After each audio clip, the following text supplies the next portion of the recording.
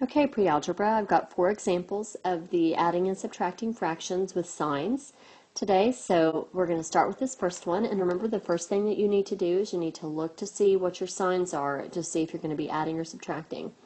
I've got an adding sign in the middle, but since this one is negative right here, and this one is positive because there's no negative sign in front of it, then that means my signs are different, so I subtract and use the sign of the bigger number. So since I'm going to be subtracting on this one, I need to look to see which one which one needs to be on top. So you look at 9/10 and 3/8 and see which one is bigger. 9/10 is bigger because it's closer to 1, 3/8 is less than a half.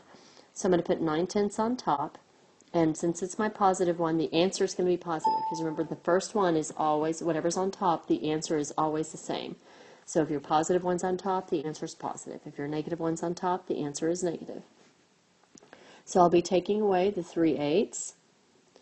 And now I just need to do a common denominator. I'm going to erase my subtraction. If you're hearing a beep, that's because Tiger is laying on my computer and he keeps pushing buttons. It's making a noise, leaving me very little room on my desk. Okay, so a common denominator of 10 and 8 is 40. You could go up to 80, but 40 is the first one they both go into. So 10 times 4 is 40, and 9 times 4 is 36. 8 times 5 is 40, and 3 times 5 is 15. And we are subtracting, remember? So 36 minus 15 is 21. I'd put that over 40. And since my 9/10 was my first number, my top number, and it was positive, the answer is positive. That can't be reduced, so that's my answer. On the next one, I look at the signs. I see that I've already got an adding here, and the signs are both negative. Tiger, you need to stop.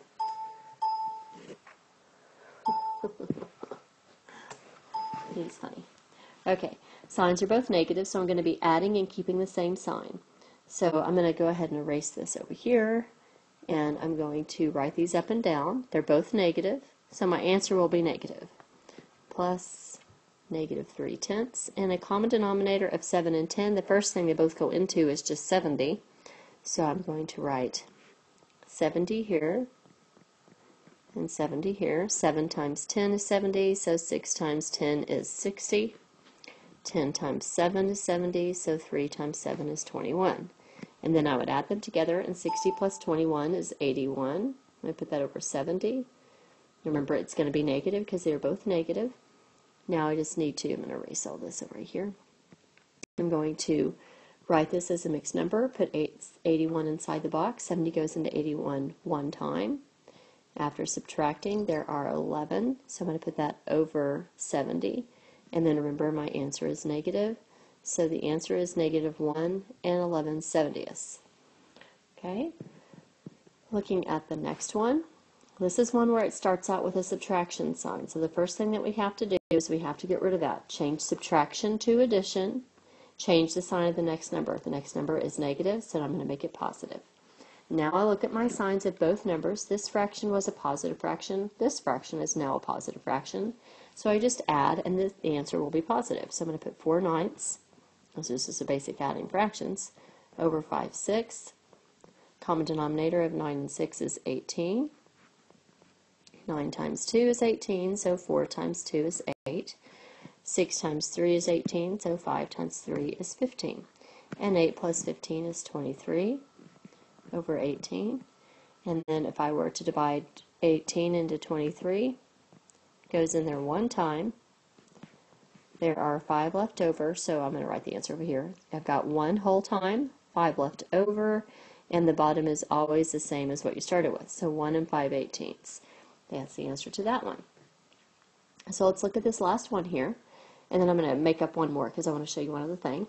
I see that I have subtraction in the middle, so I'm going to write plus, and then I'm going to change the sign of the next number. It is a negative, so I'm going to change it to positive.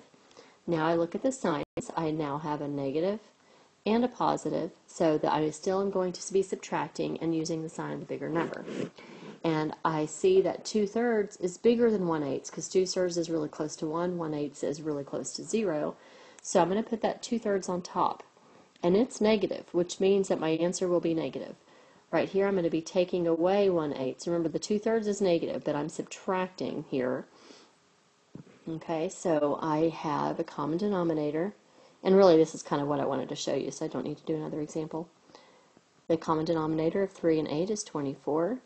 3 times 8 is 24, so 2 times 8 is 16. 8 times 3 is 24, so 1 times 3 is 3. Oops, there we go. And now remember, we're subtracting, so 16 minus 3 is 13. Put that over 24, and remember the last thing you do is check to see what your sign should be. And since my top number was negative 2/3, I need my answer to be negative. So it's negative 13 over 24. And that is what I wanted to show you. When you do subtraction, if the number you have to put on top, because it's the bigger number, is your negative number, then your answer will be negative. And that's it. If you guys have more questions, please just let me know. I'd be more than happy to help you through email or text. Remember, my text is bevswicky@yahoo.com. So that's it. And you can do that if you have an iDevice only. So iPhone, iPad, iPod won't work from other things because that goes to my iPad. Anyway, I will see you guys tomorrow. You can email or text if you have a question. Talk to you later. Bye.